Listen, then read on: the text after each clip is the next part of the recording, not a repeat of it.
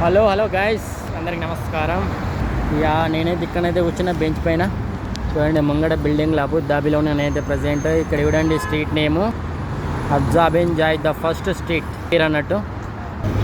ఇక్కడ ట్రాఫిక్, ఇక్కడ చూడండి రోడ్ ఇదంతా అబ్జాబెన్ జాయ్ the first road, first street road. 80 speed అయితే డ్రైవ్ చేయాలి మనమైతే.